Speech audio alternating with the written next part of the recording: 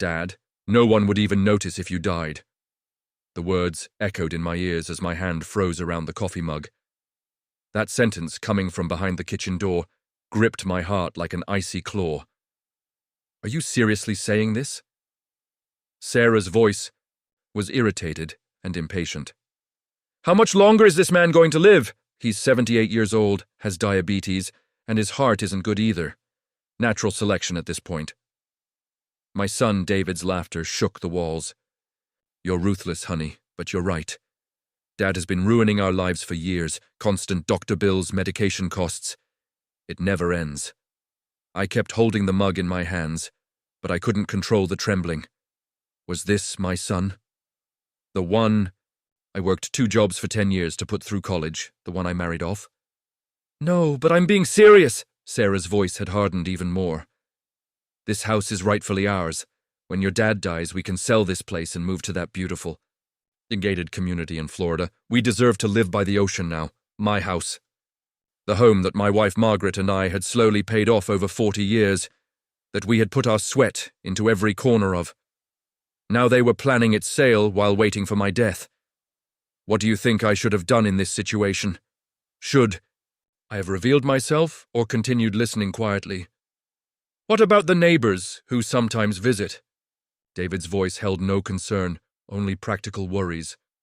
What neighbors? Mrs. Thompson died last month. Mr. Davis doesn't even leave his house anymore. Who's going to ask what happened to your dad? Sarah's voice was now completely cold. Besides, we're living here anyway. Everyone knows we're taking care of Dad. No one will suspect anything. Taking care? Had I really become a burden to them? I'd been living in this house in Detroit with them for the past 6 months. After my wife Margaret passed away, the loneliness had become unbearable. I'd accepted David's offer of, Dad, come live with us, don't stay alone. How grateful I had felt then. But now I was seeing the truth. I wasn't a guest here. I was someone being kept here, kept waiting for death. You know Dad has his 401k too. David's voice had lowered, as if sharing a big secret.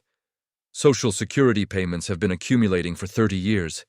There must be at least $450,000 in his account. $450,000. Every cent I had lived on, every penny I had saved by cutting back on meals, David's college expenses, wedding costs, business startup costs. All of it had already come from these savings. Now they were eyeing what remained. Do you know any of your dad's PIN codes or anything? Sarah's question hung in the air. I don't know, but I handle the Social Security direct deposits anyway. I know his ATM card PIN too. I use it when needed sometimes. When needed? Was that expensive handbag I saw Sarah with when she returned from Nordstrom last week a need? Were David's constantly changing iPhones a need? So, how will you withdraw the bank money when he dies? Sarah's voice was eager now. I got the power of attorney last month, remember? Dad, you're getting older in case something happens and you can't get to the bank, I said. That's how I trapped him. The man doesn't suspect anything. Power of attorney, that legal document I had signed based on my trust. Son, thank you so much for being so thoughtful, I had said that day. How naive I had been. I couldn't continue, standing. I sat down at the kitchen table, but moved very carefully so they wouldn't hear my footsteps. I was afraid they would even hear the sound of my heartbeat. What if he suddenly gets sick and has to be taken to the hospital? Sarah's questions seemed endless. I'll take him to the hospital anyway. He gave me power of attorney. I'll talk to the doctors. Unfortunately, my father's condition is very bad. He's no longer responding to treatment, I'll say. I'll say the family is upset, but the natural process needs to be followed. So, you'll refuse treatment? Of course. It's very normal for elderly patients. I'll explain that we don't want him to suffer. No one will ask questions. Have any of you ever experienced such betrayal from your loved ones? How did you feel if you did? Something inside me was breaking. This was beyond just betrayal. This was planned murder. My murder. What if you don't feel regret while doing these things? There was a slight hesitation in Sarah's voice. Regret? David almost shouted with laughter. Sarah, until I finished college, this man embarrassed me in front of other kids. Always, I don't have money, I'm broke. While my friends went on vacation, I sat at home. I couldn't date girls because I had no cash in my pocket. He destroyed my youth. Had he destroyed his youth? While I was working 2 jobs, getting up at 6 in the morning and helping him with homework in the evening, struggling to buy him better shoes by cutting back on my own meals, had I destroyed his youth? Besides, he's destroying our marriage now too. When you got pregnant, he said, baby expenses are too costly. Think again. Remember? Baby expenses. I had spent my last savings on the furniture for their first home then. I had been concerned about the baby's arrival, yes. Their financial situation wasn't good, and I was too old. I wouldn't be able to help with childcare, but had I said this out of malice? You're right. When I was pregnant, he constantly stressed me out. He kept going, where will you find the money? You're too old to be parents. He practically caused me to lose my baby. The baby was Sarah's miscarriage because of me. She had looked very sad during that period. I had tried to comfort her, given her money to go to the doctor, but apparently they were blaming me. That's why I won't feel guilty. David's voice was decisive now. This man is negative energy in our lives. Let him go already. Negative energy. My own son saw me this way. Even my breathing was negative energy to him. Okay, so how will you do it? What's your plan exactly? Sarah was now focused on learning the details. There are a few options. The easiest is medications. Dad's diabetes medication, heart medication. If I adjust the dosage, it will look natural. Or, David stopped. Or what? Or I don't give him his medications for a few days. A diabetic patient can go into diabetic coma. Very normal. He'll either have a heart attack or diabetic coma. In both cases, it's considered normal at his age. My medications, the pills I trusted and took every morning from the kitchen counter. Now they were going to become my instruments of death. How long does this procedure take? No more than a week. Maybe shorter. 1 week. Was my remaining lifespan 1 week? Will he definitely die? What if he survives but becomes disabled? Even better. If he becomes disabled, we'll transfer him to a state nursing home. We'll say, we don't have the capacity to care for him. He's elderly and sick. After all, I have power of attorney. I make the decisions. He'll never return home again. Nursing home. Were they planning for me to rot there alone? They thought no one would come visit, that I would wait for death all by myself. The floor beneath my feet seemed to sway. The only person I had trusted my entire life, my own flesh and blood son, was planning to murder me. But they were overlooking something very important. I wasn't an 80-year-old, sick and defenseless man. I was a man who had worked in the construction industry for 40 years, who had dealt with every kind of difficulty in life, who had seen war. And now I had to prepare for the biggest battle of my lifetime. My hands stopped shaking. My thoughts began to clarify. If they were planning to kill me, I had to protect myself too, but first I needed to gather more information. I had to learn exactly what they were planning, when they would take action. I heard footsteps moving away from the kitchen. They were going to the living room. I followed them with very careful steps. So when will you execute this job? Sarah's voice was coming from the living room. This weekend. I'll start Saturday. Probably the job will be finished by Monday.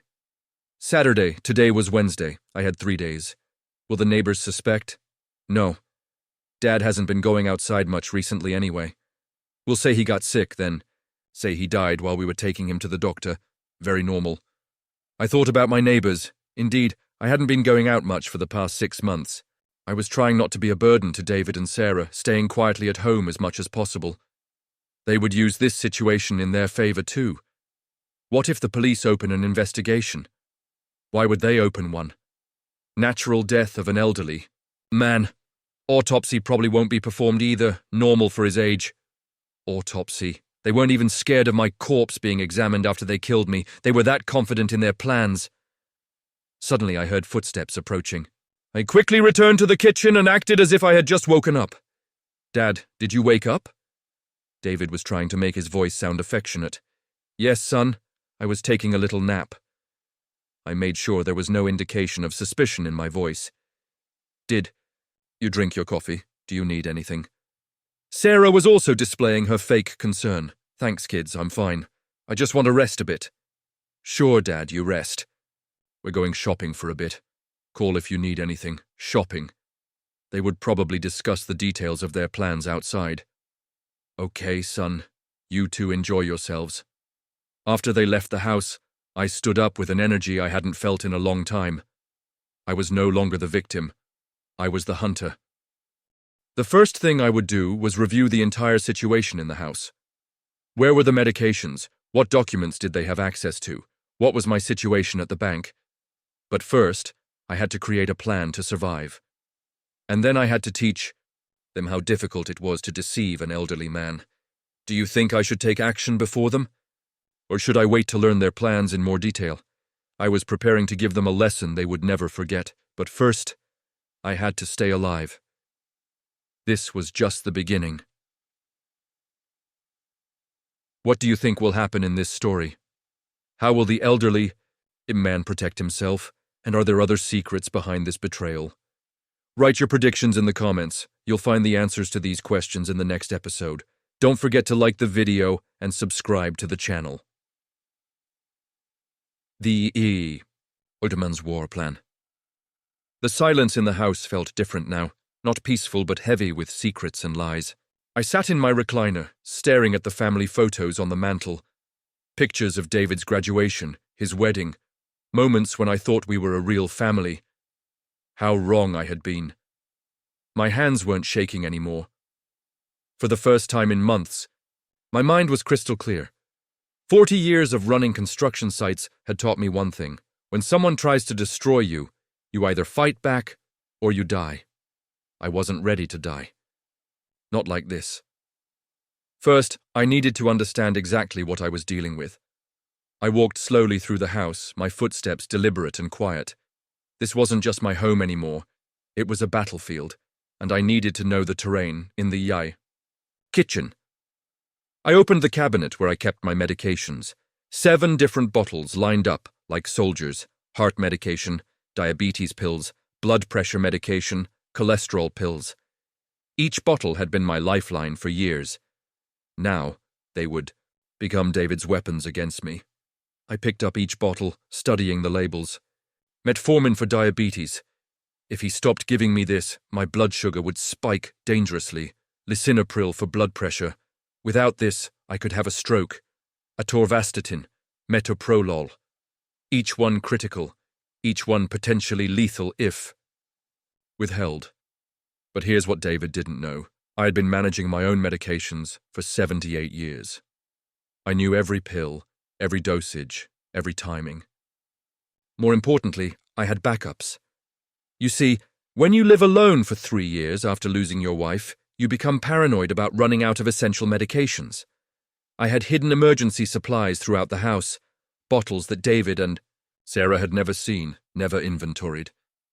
Behind the loose board in my bedroom closet, a 3-month supply of everything. In the basement workshop, inside an old paint can, backup heart medication.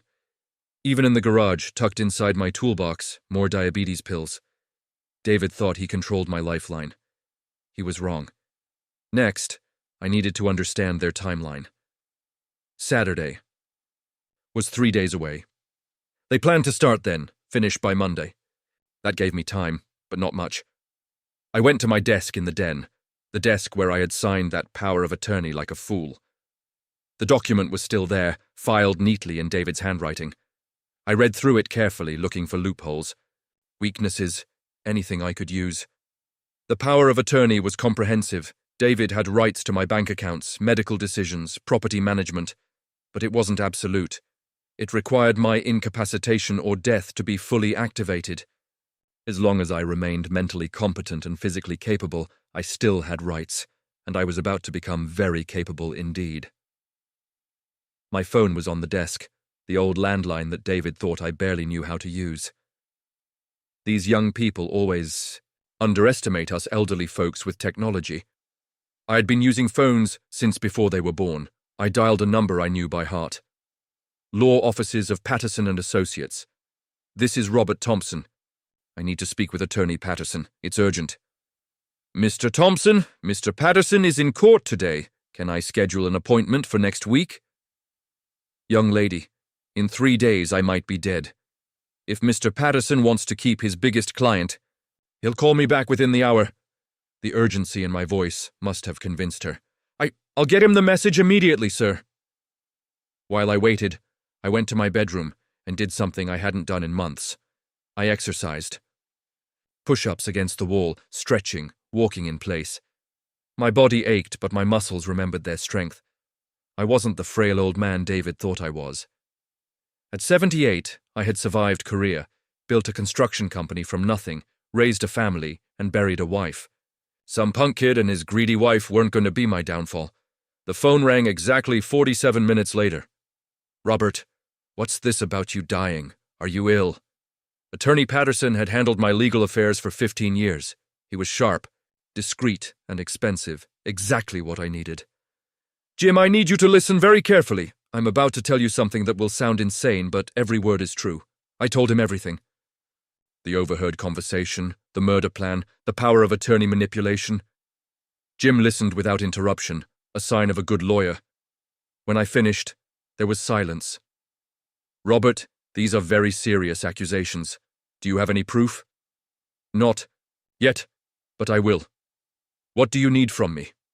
"First, I want that power of attorney revoked immediately. Can you do that?" "Yes, but it will take a few days to file the paperwork and notify the banks. Second, I want my will changed. Everything. Goes to charity now, every penny." "Robert, that's a drastic decision. Are you certain?" "Jim, my son is planning to murder me for money. I'm very certain." "And third?" I smiled for the first time in days. "Third, I want you to prepare some very special documents. I'm going to teach these children a lesson they'll never forget." After hanging up with Jim, I felt more alive than I had in years.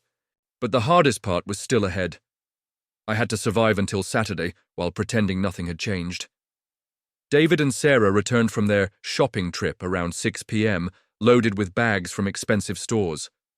Probably celebrating their upcoming inheritance early. "Dad, how was your afternoon?" Sarah asked, her voice sickeningly sweet. "Oh, quiet. I took a nap, watched some TV. You know how it is at my age." I played the role perfectly, the tired, unsuspecting old man. David helped me with dinner, Sarah made small talk about the weather. All the while, they were probably counting down the hours until Saturday. But I was counting down too. That night, after they went to their bedroom, I put phase 1 of my plan into action. I needed evidence of their intentions, something that would hold up in court, if necessary. I remembered something from my construction days. When workers were stealing materials, we used hidden cameras to catch them. Times had changed, but the principle was the same. My grandson Tommy, David's nephew, worked at an electronics store. 6 months ago, he'd given me a small device for my birthday, joking that I could use it to catch burglars. It was a tiny digital recorder, so small it could fit in a shirt pocket. At the time, I'd thought it was silly. Now it might save my life. I found the device in my dresser drawer, still in its box. The instructions were simple enough. Press record, hide it somewhere, play back later, perfect. The next morning, I hid the recorder in the kitchen, tucked behind the coffee maker where David and Sarah always stood to talk. Then I went to my room and waited. Sure enough, around 10 a.m. I heard their voices. I crept to the top of the stairs, listening to make sure the recorder would catch everything. "So tomorrow's the day," Sarah was saying. "Are you ready?" "I've been ready for months," David replied. "I've got everything figured out. First, I'll switch his morning pills with placebos. Then I'll gradually reduce his real medications over the weekend." "How long before he goes into diabetic shock?" "Probably Sunday night or Monday morning. Then I'll call 911 crying about how I found him collapsed. By the time the paramedics arrive, it'll be too late." "And you're sure this will work?" "Sarah, I've researched this extensively. Diabetic coma in elderly patients is very common. No one will question it, especially with his medical history. Perfect. I had them on tape discussing premeditated murder, but I needed more. What about the funeral arrangements?" "Already handled. I've been in touch with Henderson Funeral Home. Cremation is much cheaper than burial and it eliminates any possibility of exhuming the body later. Cremation. They wanted to burn the evidence along with my corpse. And the house? I've already contacted a real estate agent. She thinks we can get $580,000, maybe more. After paying off the small remaining mortgage, we're looking at around $550,000 clear profit, plus his bank accounts. Plus the $450,000 in savings, yes. We'll be millionaires, Sarah. We can finally live the life we deserve. The life they deserve. Built on my corpse, I had heard enough. I retrieved the recorder and played back the conversation. Crystal clear, every damning word preserved digitally. Now I had proof. But I still needed to survive tomorrow. That afternoon, while David and Sarah were out running errands, probably buying whatever supplies they needed for my murder, I put the next phase of my plan into action. I called my neighbor, Mrs. Henderson. She was David's age, sharp as a tack, and had always been friendly to me. "Robert, how are you doing? I haven't seen you around much lately." "That's actually why I'm calling, Janet. I wanted to let you know that if you don't see me for a few days, or if you hear that I'm suddenly very ill, I want you to call the police immediately." "What? Robert, what's going on?" I chose my words carefully. "I have reason to believe that David and Sarah might try to hurt me. I can't explain everything right now, but I need someone I trust to be watching." "Oh my God, Robert, are you serious?" "Dead serious. If anything happens to me this weekend, tell the police to check my bedroom dresser third drawer down. There's evidence there." "Robert, shouldn't you call the police now?" "I don't have enough proof yet, but I will soon. After hanging up, I felt better knowing someone else was aware of the situation. If David and Sarah succeeded in killing me, at least Janet would make sure they didn't get away with it. But I wasn't planning to die." That evening, David cooked dinner. A rare occurrence that would have seemed sweet if I didn't know he was practicing for tomorrow. He kept glancing at me strangely, as if seeing me for the last time. "Dad, you seem different today," Sarah observed. "More energetic." I had to be careful not to seem too alert. "Oh, I had a good day. Sometimes us old folks have our moments." "That's wonderful," David said, but his eyes were calculating. "You should probably get to bed early tonight. You need your rest." "Rest. Tomorrow I was supposed to start dying, so naturally they wanted me well rested for the occasion." "You're probably right, son. I am feeling a bit tired. I went to my room early, but I didn't sleep. Instead, I spent the night preparing my final surprise. From my hidden stash, I took out the backup medications and arranged them in a special hiding place only I knew about. Then I set up the digital recorder for tomorrow's activities. Finally, I wrote out detailed instructions and placed them where Attorney Patterson would find them if something went wrong. At 3 a.m., I heard David get up and go to the kitchen. Through my slightly open door, I watched him carefully examining my pill bottles, probably counting tablets and planning his substitutions. But what David didn't realize was that tomorrow morning I would be ready for him. The hunter was about to become the hunted, and this old man still had a few tricks left to teach some very stupid children. Saturday morning was going to be very interesting indeed. What do you think the old man has planned? And do you think David and Sarah deserve what's coming to them? The tension is building. In part 3, you'll see Robert's revenge plan unfold as he turns the tables on his son and daughter-in-law. Will the old man outsmart his would-be killers? Don't forget to like this video and subscribe for the next part of this incredible story of betrayal and justice. Saturday morning. The trap is set. Saturday morning arrived with a crisp October chill that seemed to match the coldness in my heart. I'd been awake since 4 a.m., not from anxiety, but from anticipation. Today my son would try to kill me. Today, I would show him what happens when you underestimate a 78-year-old man who's been fighting battles since before you were born. At 6:30 a.m., I heard David's alarm go off. Soon, he would come downstairs to begin what he thought would be my final weekend. But I had a different script in mind. I positioned myself in the kitchen, sitting at the table with a cup of coffee, looking every bit the frail, unsuspecting father. The digital recorder was hidden behind the coffee maker, ready to capture every incriminating word. My backup medications were safely stashed where David would never find them. And in my shirt pocket, I carried a second recording device, just in case. The stage was set. David came downstairs at 7:15, already dressed and moving with purpose. He kissed my forehead, a gesture that would have warmed my heart yesterday but now made my skin crawl. "Morning, Dad. How are you feeling today?" "Oh, you know, the usual aches and pains. Getting old isn't for the weak, son." "No, it certainly isn't." His smile was practiced, caring. If I didn't know better, I'd believe he actually loved me. "Let me get your morning medications. Here it comes." The moment of truth. I watched as David opened the medication cabinet with theatrical concern. He had clearly been here earlier. Everything was arranged exactly as he needed it. From my angle, I could see him palm something from his pocket while reaching for my pill bottles. "Here we go, Dad. Your heart medication, diabetes pills, blood pressure medication." He lined up the pills on a small plate, just as he had done every morning for the past month.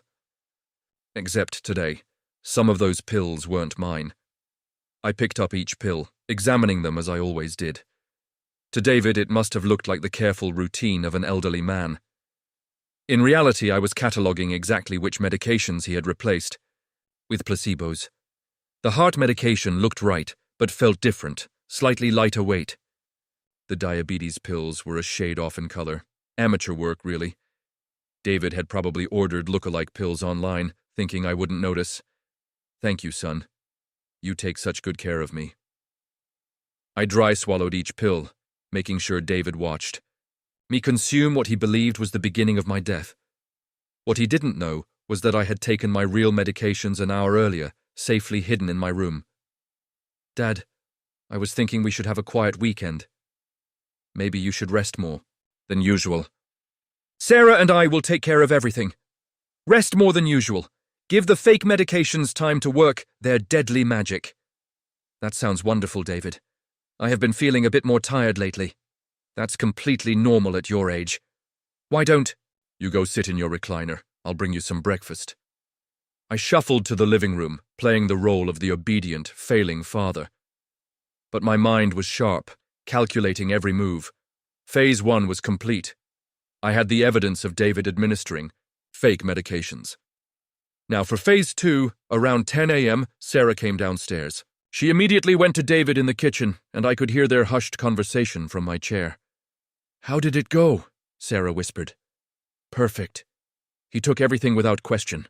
The substitution was flawless." "When do you think we'll see effects?" "The doctor websites I researched said diabetic complications can start within 12-24 hours if medications are stopped abruptly. By tomorrow night, he should be in serious distress." "And then?" "Then I call 911, crying about finding him collapsed." "He was fine yesterday, officer. Yes, he took his medications. No, there were no warning signs."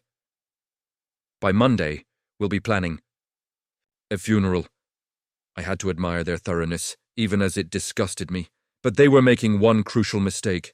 They were underestimating their target. At noon, I complained of feeling dizzy. David's eyes lit up with barely concealed excitement. "Dad, maybe you should lie down. Let me help you to your room." "I think that's a good idea, son." I let him assist me upstairs, making sure to lean heavily on his arm. In my bedroom, he fussed over me like the concerned son he was pretending to be. "Can I get you anything? Water? Another pillow?" No, I just need to rest. Thank you for being so attentive." As soon as David left, I got to work. From my hidden stash, I took my afternoon medications, the real ones. Then I called Attorney Patterson from my bedside phone. "Jim, it's Robert. Phase 1 is complete. David administered the fake medications this morning, and I have it all recorded." "Excellent. Are you safe?" "For now. But Jim, I need you to execute the next part of the plan. Can you be here Monday morning?" "Absolutely. What about the police?" "Not yet. I want to catch them in the complete act. When David calls 911 thinking I'm dying, that's when we spring the trap." "Robert, are you sure about this? It's dangerous." "Jim, I didn't survive Korea and 40 years in construction by playing it safe. Trust me." That afternoon, I continued my performance. I complained of nausea, weakness, confusion, all symptoms David was expecting to see as my blood sugar supposedly began to spike. His attentiveness was touching if you ignored the murder motivation behind it. "Dad, are you sure you don't want me to call Dr. Martinez?" No, I just need rest. These old bodies act up sometimes. By Saturday evening, David was getting anxious. According to his research, I should have been showing more severe symptoms by now. What he didn't realize was that I was controlling the performance, showing him exactly what he expected to see, when he expected to see it. Maybe I should stay home from work Monday, David told Sarah that night. I could hear them from my bedroom. They thought I was sleeping. Why? If Dad's condition deteriorates tomorrow, I want to be here when it happens. We can't risk him calling 911 himself or having the neighbors find him first. Good thinking. We need to control the narrative completely. Control the narrative. They had no idea how right they were about that. Sunday morning, I escalated the performance. When David brought my fake medications, I made a show of struggling to swallow them. Dad, you're looking very pale. How do you feel? Terrible, son. Really terrible.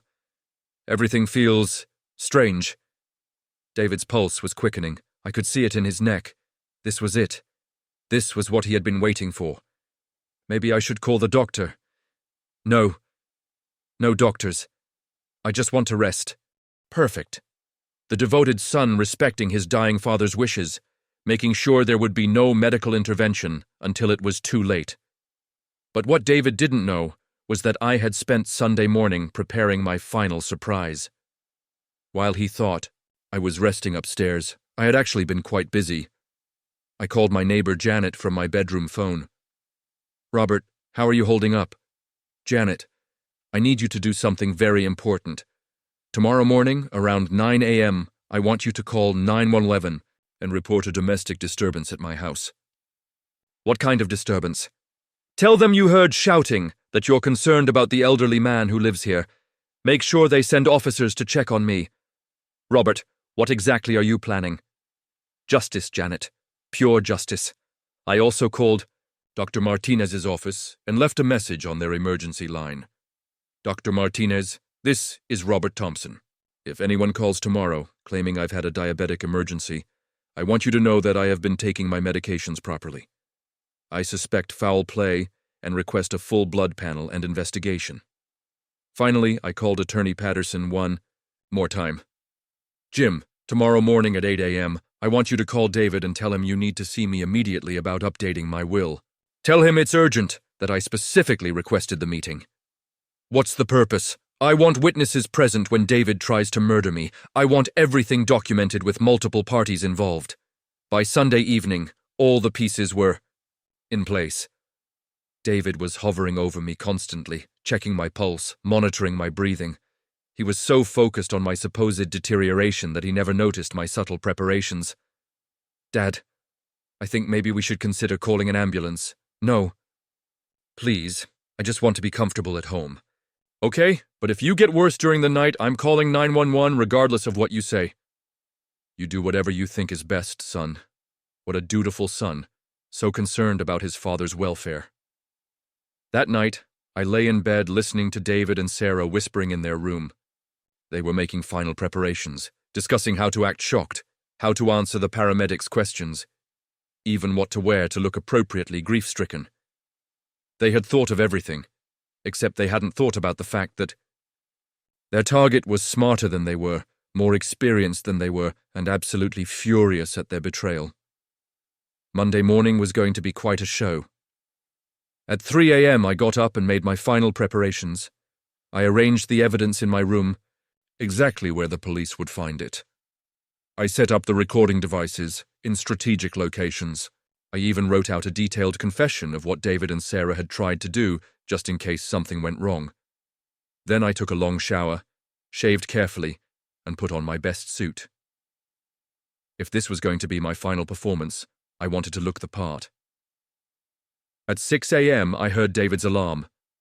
Soon, he would discover that his elderly father was much more dangerous than he had ever imagined. The student was about to become the teacher, and class was about to begin. Do you think Robert's plan will work? And what do you think he has in store for David and Sarah? The final confrontation is coming. In Part 4, you'll witness Robert's masterful revenge as all his careful planning comes together.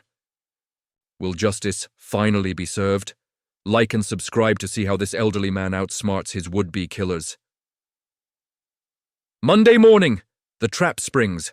Monday morning at 7:30 a.m., I was sitting at the kitchen table, dressed in my best navy suit and tie, looking healthier than I had in months. When David came downstairs and saw me, his face went white as paper. Dad. What? How are you feeling? Never better, son. Never better. David's eyes darted around frantically, taking in my appearance. According to his timeline, I should have been unconscious or dead by now. Instead, I was sitting upright, fully dressed and smiling. But yesterday you were so sick, you could barely stand up. Yesterday I was testing you, David, and you failed spectacularly. Before David could respond, the doorbell rang. Perfect timing. That'll be my attorney, I said, standing up with more energy than I'd shown in months. Jim Patterson. You remember him, don't you? He handled your mother's estate. David's mouth opened and closed, like a fish gasping for air. Attorney! Dad, what's going on? Oh, we have quite a lot to discuss today. Sarah, I called upstairs. Come down here, please, we're having a family meeting.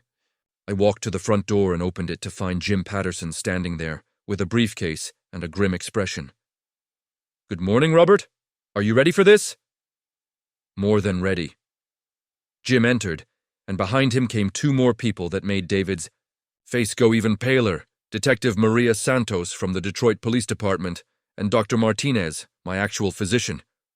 Dad, what the hell is going on? David's voice was rising in panic. Sarah appeared at the bottom of the stairs, took one look at the assembled group, and immediately understood that something had gone very, very wrong with their plan. Please, everyone sit down, I said, gesturing into the living room. We have some recordings to listen to. I pulled out the small digital recorder and placed it on the coffee table like a bomb about to detonate. David, Sarah, I want you to listen very carefully to this. I pressed play. David's voice filled the room. First, I'll switch his morning pills with placebos. Then I'll gradually reduce his real medications over the weekend.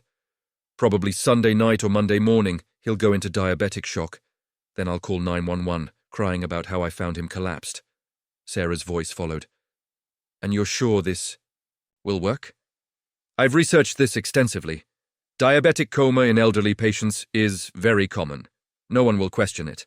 I watched David and Sarah's faces as their own words played back to them. David looked like he might vomit. Sarah was backing toward the stairs, as if planning to run. Detective Santos leaned forward. Is there more? Oh yes, there's much more.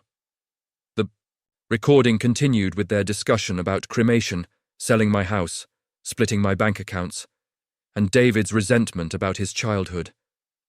Every damning word preserved in crystal-clear digital audio. When the recording ended, the silence in the room was deafening. David Thompson, Detective Santos said, standing up and reaching for her handcuffs. You're under arrest for attempted murder and conspiracy to commit murder. Wait!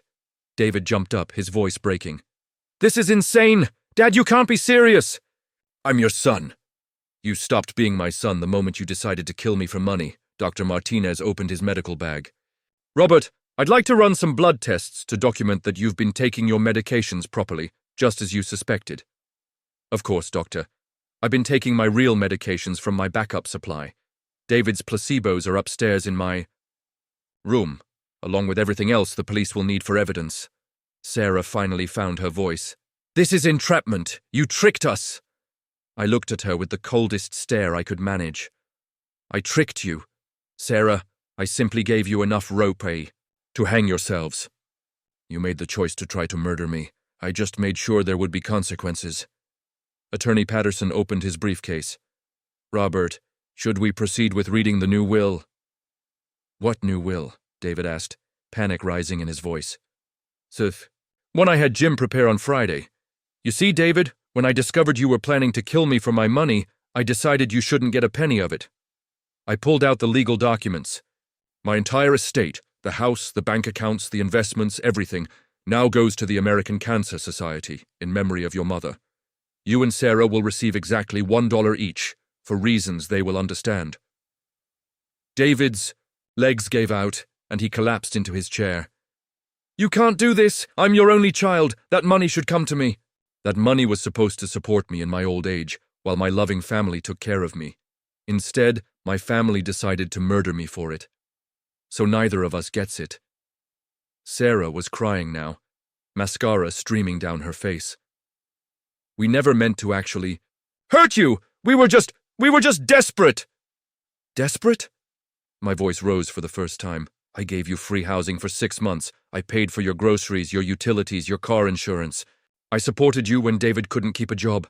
And this is how you repay me?" Detective Santos was reading David his rights while fitting the handcuffs. Sarah would be next. "You have the right to remain silent. Anything you say can and will be used against you in a court of law." "Dad, please," David was begging now. "I'll make this right. I'll get help. I'll pay you back." "Pay me back?" I laughed, but there was no humor in it. "David, you can't pay someone back for attempting to murder them. Some lines once crossed can never be uncrossed." Jim Patterson handed me another document. "Robert, there's one more thing. The civil lawsuit." "Civil lawsuit?" Sarah asked through her tears. "Oh, yes," I explained. "In addition to the criminal charges, I'm suing both of you for intentional infliction of emotional distress, attempted theft, fraud, and conspiracy. I'm seeking damages for every penny you've cost me, every sleepless night, every moment of fear you put me through." Dr. Martinez finished taking my blood samples. "Robert, your vitals are excellent. Blood pressure good, blood sugar normal. Whatever medications you've been taking, they're working perfectly." "That's because I've been taking my real medications, Doctor. The ones David tried to replace with placebos are in evidence bags upstairs." As Detective Santos led David toward the door in handcuffs, he turned back to me one last time. "Dad, I never wanted it to come to this. I just wanted what I thought was mine." I looked at my son, my only child, the boy I had worked 2 jobs to put through college, the man I had loved unconditionally for 38 years, and felt nothing but sadness. "David, the only thing that was yours was my love. And you threw that away for money that you'll never see." The door closed behind them with a finality that echoed through the house. Jim Patterson and Dr. Martinez stayed for another hour, handling paperwork and making sure all the evidence was properly documented. When they finally left, I was alone in my house for the first time in 6 months. But this time, the silence wasn't lonely. It was peaceful. I made myself a cup of coffee and sat in my recliner, looking at the family photos on the mantel. I would have to take down the ones with David and Sarah, not out of spite, but because I didn't want to be reminded of their betrayal every day. My phone rang around noon. It was Jim Patterson. "Robert, I wanted you to know, David and Sarah have been formally charged. Attempted murder in the 1st degree, conspiracy, fraud, and elder abuse. They're both being held without bail. How long will they get? If convicted on all charges, 15 to 20 years each, minimum. And the civil suit? We'll pursue that separately. Given the evidence and the criminal conviction, we should be able to recover significant damages." After I hung up, I sat quietly for a long time, thinking about the past 78 years of my life. I had survived the Korean War, built a successful business, raised a family, and buried a wife. Now I had survived my own son's attempt to murder me. What do you think about Robert's revenge? Was justice served, or did he go too far? That evening, I called my nephew Tommy, the one who had given me the recording device that saved my life.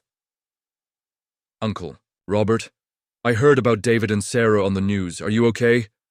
"I'm fine, Tommy. Better than fine, actually. Listen, I want to ask you something. How would you feel about moving in with your old uncle for a while? I could use some company, and frankly, I could use someone I can actually trust." "Are you serious? I'd love that. My lease is up next month anyway." "Good, we'll work out the details. And Tommy, thank you for that recording device. It literally saved my life. I'm just glad you're safe, Uncle Robert. Families should protect each other, not try to murder each other for inheritance money. I know, son, I know. That night I slept better than I had in months. The house felt like home again. not like a place where I was waiting to die. Over the next few weeks, the story made national news. Elderly man outsmarts. Son's murder plot became a sensation on social media. I received hundreds of letters from other elderly people sharing their own stories of family betrayal and financial abuse.